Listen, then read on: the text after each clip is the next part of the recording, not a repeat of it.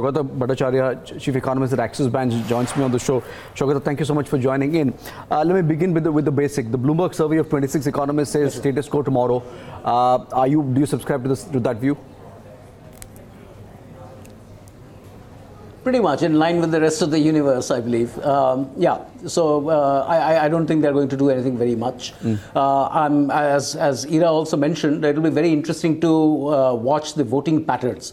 So Dr. Patra's hike vote from the last time, is he likely to maintain that? Professor Dholakia's hold vote from last time, is he likely to cut the vote? So that will be, other than the language that we economists normally try to parse from a monetary policy statement, the voting is actually, as they say, voting with your votes, with your feet, is likely to be a good indicator of what the MPC actually believes will be the path of inflation, as you mentioned, going forward. I was just looking at some of the charts that you put out, Saugata, in your report, specifically on inflation. Now, inflation clearly has moderated, but consumer price inflation, according again to the Bloomberg survey, says that it might actually pick up because of rising fuel prices and rising vegetable costs. The survey pegs the inflation at about 5.3%. That's well above the sort of the medium-term estimate for the Reserve Bank of India, comfort level for the Reserve Bank of India. Where do you see the headline inflation number behaving from these levels, and what will work on the mind of the Reserve Bank of India?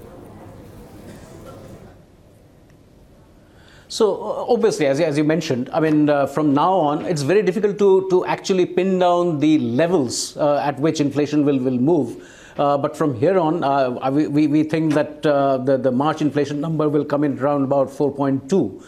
From there, it will start rising, probably cross 5% in June, and then begin to come off again. I mean, overall for the year, we still are looking at an average of about 4.5%, as opposed to about 3.9% in FY18.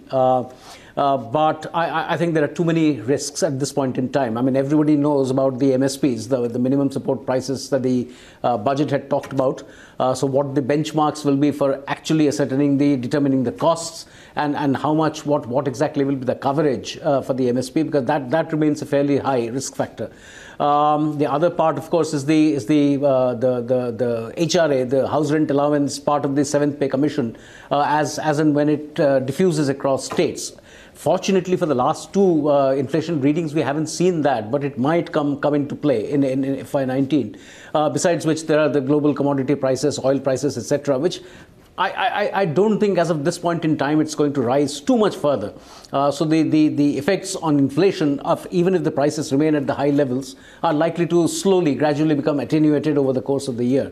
But the vegetable price, I mean food prices and housing, I think these are the two large risk factors that remain on inflation over the course of the year. Of course, there are other factors like grains, etc., which we worry about all the time. Okay, so one specific question about the tone and commentary. Really, the Monetary Policy Committee has been hawkish in its commentary of late. Do you see the MPC to dial back on its hawkishness this time? Not really. I think, given exactly what we were talking about now, given the preponderance of risks that exist in the system, whether it be the inflation risk, whether it be slowly gradual recovery that we see in growth, beginning to bring forward some pricing power for corporates.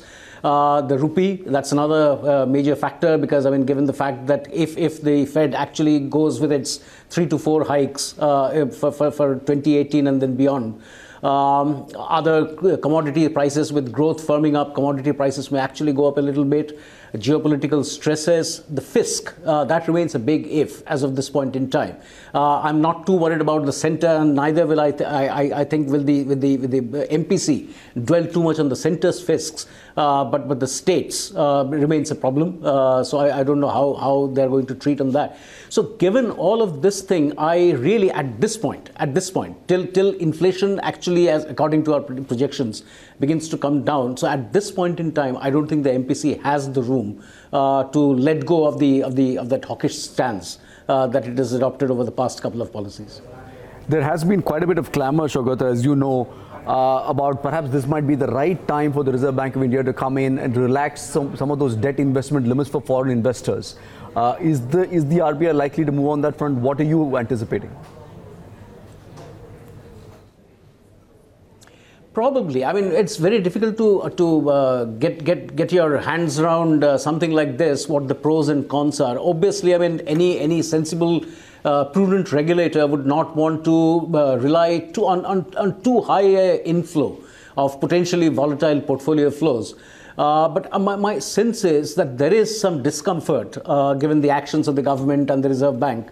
There is some discomfort on the way that yields have risen, yields on the benchmark, and then according to the benchmark, all of the market rates, and gradually via liquidity, even into banking, deposit and lending rates. There is some discomfort that the gap between the repo and the longer end of the yield curve has risen to this extent. And our sense is that probably, I mean, weighing the pros and cons of exposing yourself too much to volatile capital flows, I think given the fact, as they mentioned in the last last policy, that the need to nurture the nascent growth recovery, my sense is they will probably open up on the FPI limits a little bit more. Okay. What about liquidity as well? You know, there's been an interesting time as far as liquidity management is concerned. Are you anticipating the RBI to now shift gears to start buying bonds, do some open market operations to manage the liquidity deficit in the system, or at least what is your assessment of the liquidity in the system and where it's headed?